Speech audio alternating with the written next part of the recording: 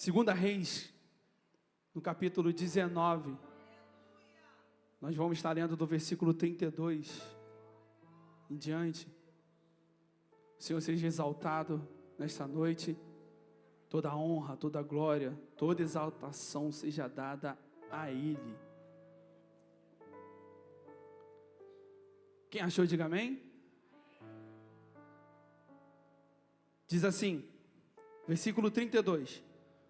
Portanto, assim diz o Senhor acerca do rei da Síria: ele não entrará nesta cidade, nem atirará uma flecha sequer ali, nem virá diante dela com escudo, tampouco fará um aterro contra ela. Pelo caminho que ele veio, pelo mesmo caminho ele haverá de voltar, e não entrará nesta cidade, diz o Senhor, porque eu defenderei esta cidade para salvá-la, por causa de mim mesmo e por causa do meu servo Davi. Amém? Irmãos, nós estamos diante de um contexto histórico bastante interessante. A gente pega o reino de Judá, e ele vem vindo de um momento difícil, de um momento onde os reis estavam colocando idolatria dentro de Jerusalém, aonde os reis estavam levantando estátuas de outros deuses na cidade santa, no local aonde Deus escolheu para ser adorado, no local aonde Deus escolheu para que a presença dele habitasse. E isto vem acontecendo com vários reis. Mas é chegado o momento que Deus levanta um novo rei chamado Ezequias. E Ezequias, ele começa a tirar isso tudo. Ele começa a voltar a adoração ao Deus verdadeiro diante de Israel. E ele começa a tirar os deuses estranhos. Ele tira a estátua da serpente de bronze que estavam sendo adorada como Deus. E ele começa a trazer a essência da verdadeira adoração. E a Bíblia vai declarar que Ezequias foi um rei lindo para Israel. Um rei que restaurou a adoração. Um rei que restaurou o sacrifício. O rei que restaurou o sacerdócio. O rei que restaurou o ministério levítico. Mas é chegado no 14º ano do reinado de Ezequias. A Síria, ela vem tomando algumas cidades. E não somente cidades de outros países, não, mas cidades em Israel. A Bíblia fala que cerca de 40 cidades em volta de Israel já estavam sendo tomadas pela Síria. Senaqueribe, ele vem trazendo ódio e rancor contra todos os seus inimigos. A Bíblia vai dizer que Senaqueribe, ele era um homem ruim e perverso.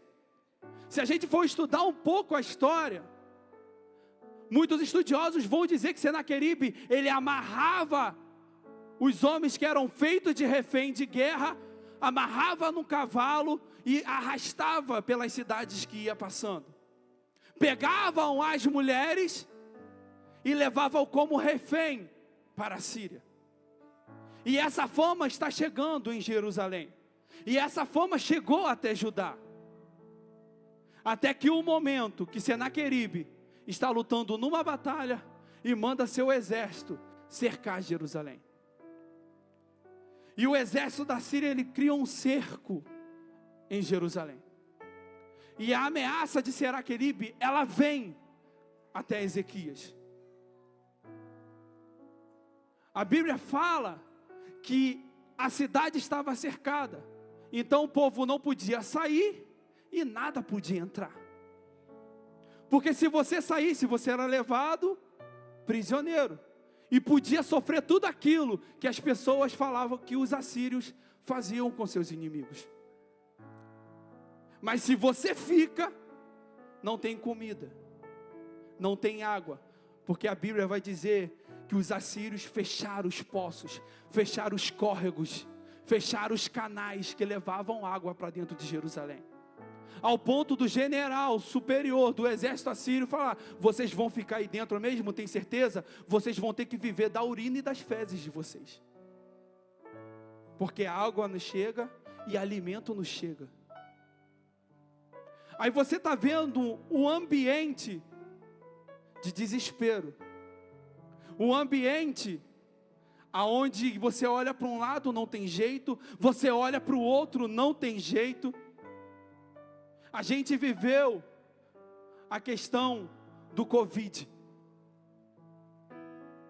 Foi um desespero. Agora você imagina uma cidade completamente cercada. E você não tinha alimento, você não tinha água e você não tinha o que fazer. Mas Ezequias, ele dá uma ordem para o povo: vocês não vão levantar palavra contra eles. Vocês não vão retrucar o que eles vão falar. Simplesmente continua dentro de Jerusalém. Continua dentro de Jerusalém.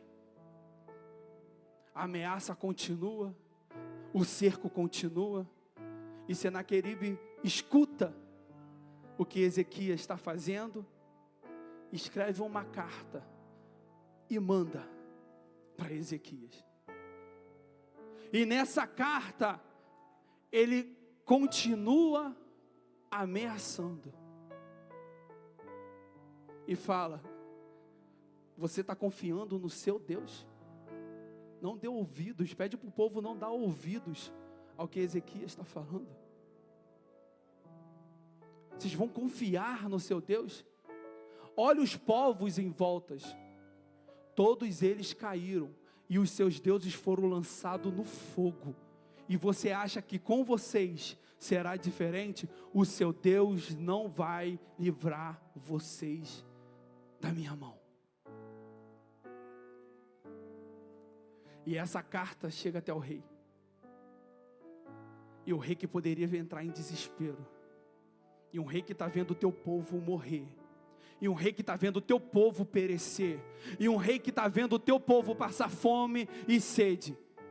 Ele pega aquela carta, sobe até o templo e coloca aos pés daquele que pode fazer o milagre.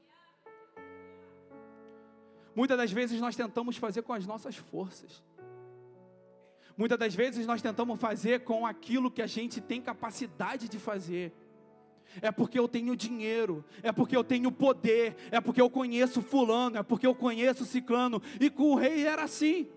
Ele pegou os tesouros de Israel e entregou para Senaqueribe. A palavra de Deus vai dizer que até os umbrais da porta de ouro do templo ele arrancou e levou até Senaqueribe, falando: não toca na gente, não mexe com a gente, está aqui o que você pediu.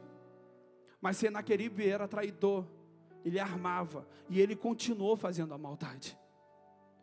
Mas no momento que Ezequias entendeu que a capacidade não vinha dele, mas vinha daquele que podia trazer o livramento, ele foi aonde ele tinha que ir. E a palavra de Deus que diz que ele entrega e ora ao Senhor, pedindo livramento.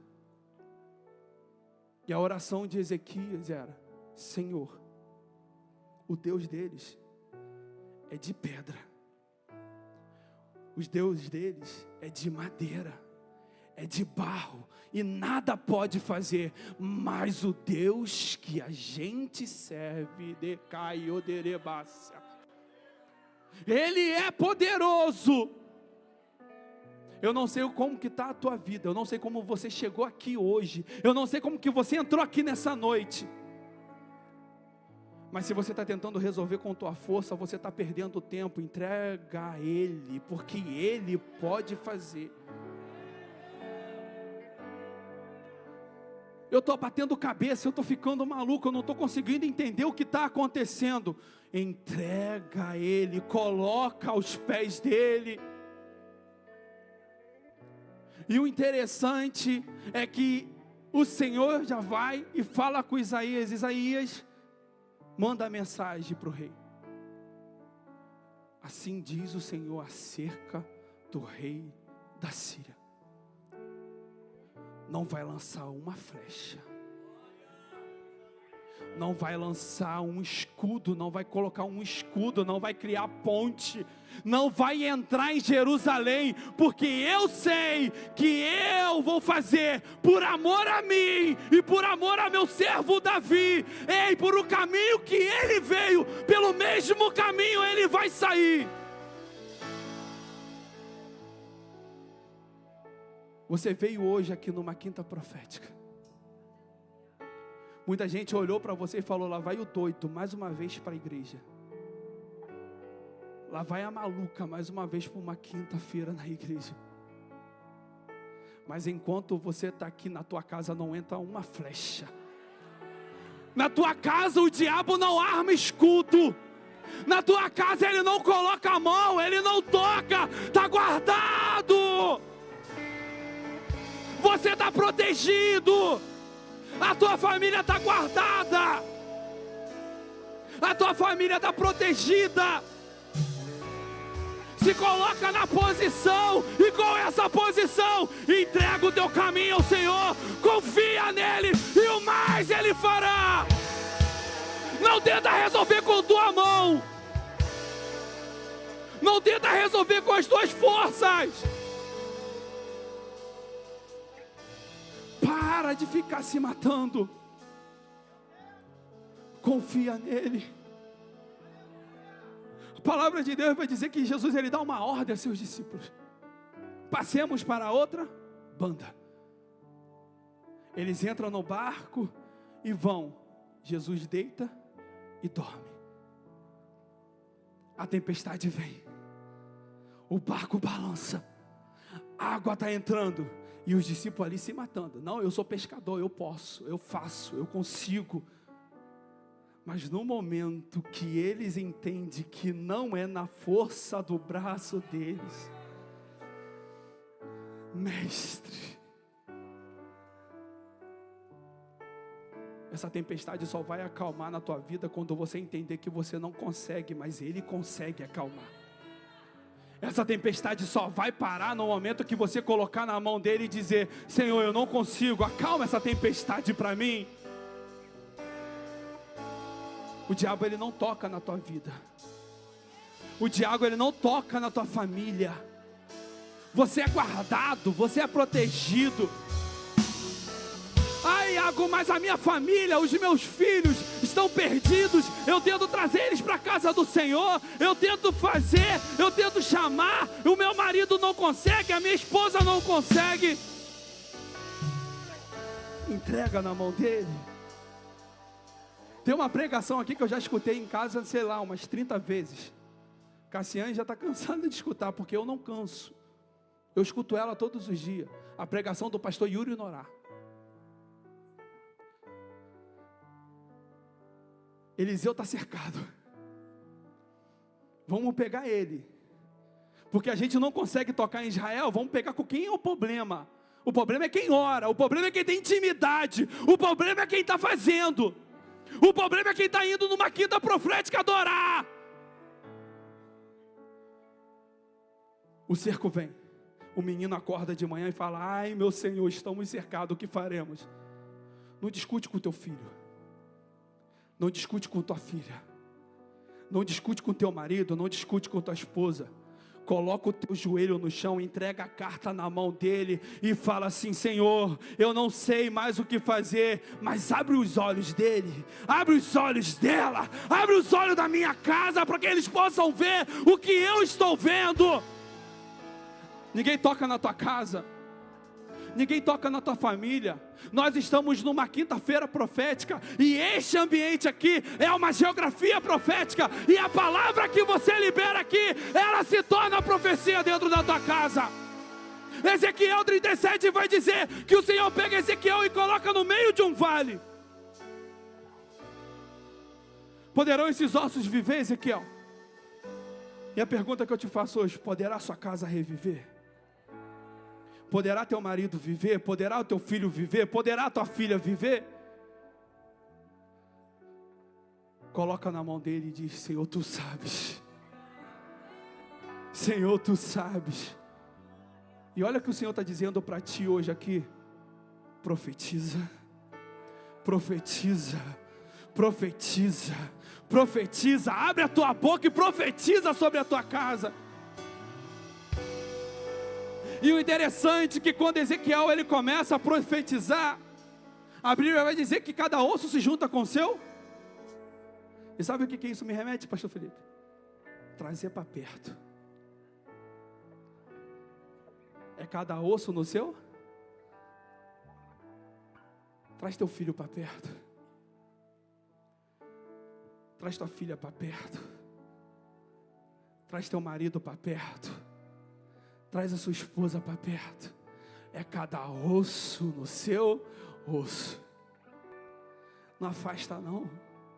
Não fica brigando, não fica arrumando contenda. Traz para perto.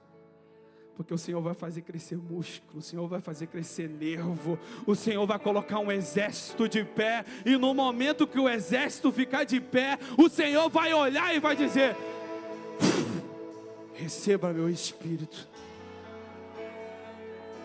Então é momento de você decidir o que você vai querer ser dentro da tua casa.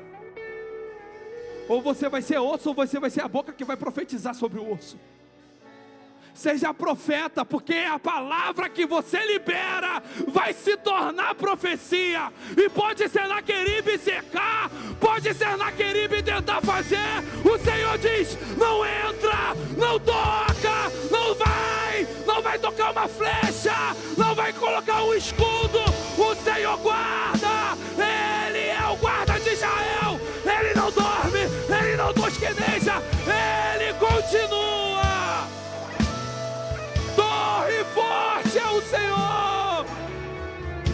Seja atalaia dentro da tua casa. Seja atalaia dentro da tua família. O diabo não vai tocar. Ele pode até cercar, ele pode ameaçar, difamar, falar mal da igreja, falar mal do pastor, falar mal da liderança. Você não consegue evitar isso, mas você consegue evitar é trancar o teu coração, é trancar os teus ouvidos e permanecer em Jerusalém. Somente permaneça em Jerusalém. Somente permaneça em Jerusalém. Porque o diabo ele é sujo, Claudemir. Quando ele não consegue entrar, quando ele não consegue lançar uma flecha, quando ele não consegue lançar um dardo inflamado, porque ele encontra o escudo da fé e cai por terra, ele começa a difamar, ele começa a falar mal do seu caráter, ele começa a falar mal da sua igreja para tentar tirar você de Jerusalém. Começa a falar mal do teu pastor para tirar você de Jerusalém. Começa a falar mal da sua liderança para tirar você de Jerusalém. Começa a falar mal, porque aquela igreja de parede preta, porque aquela igreja faz isso, é porque aquela igreja faz isso, faz aquilo. Ei, continua em Jerusalém, porque o diabo ele pode até falar, ele pode até ameaçar, ele pode até escrever carta, mas ele não sabe que tem um homem e uma mulher de Deus entregando ao Senhor e dizendo: de Jerusalém eu não saio.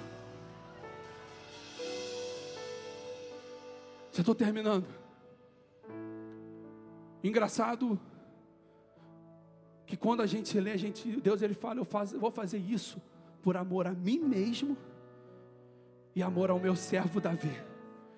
E quando eu estava estudando, sabe para onde o Senhor me levou? Salmos 56. Que as tuas lágrimas estão sendo colhidas e colocado dentro de um odre. E termina dizendo assim: por acaso não estão elas escritas em meu livro? Sabe quem escreveu esse salmo? Davi, há muitos anos atrás, antes de acontecer o cerco que a gente está falando. E essas lágrimas que Davi chorou há muitos anos atrás, o Senhor estava lembrando no cerco de Israel e dizendo: está anotado, está gravado, está colhido. Eu guardo por amor a Davi. A tua casa está sendo guardada porque você está chorando. A tua família está sendo guardada porque você está chorando. O Senhor está colhendo a tua lágrima e está escrevendo e anotando no livro dele e dizendo: eu lembro, eu guardo, eu protejo, eu liberto, eu trago de volta. Só continue em Jerusalém. Quinta profética. Eu quero encerrar dizendo para você abrir a tua boca e profetizar sobre aquilo que você está precisando. Profetiza sobre aquilo que você está precisando. Profetiza. Abre a tua boca, entrega na mão dele. Está pesado, está cansativo, parece que eu estou nadando, parece que eu estou remando contra a maré. Entrega tudo nele, porque o fardo dele é suave, é leve. Você só vai conhecer o Deus de milagre quando tiver um milagre para acontecer. Você só vai conhecer o Deus que abre a madre quando a tua madre estiver fechada. Você vai conhecer o Deus que abre a porta de emprego quando você estiver desempregado. Você só vai conhecer o Deus que faz o câncer sumir quando você estiver doente de câncer. Entenda uma coisa: tudo aquilo que acontece na tua vida não é para te afastar dele, mas para você continuar em Jerusalém, se dobrar diante dele e dizer: Senhor, eu não consigo, mas tu pode.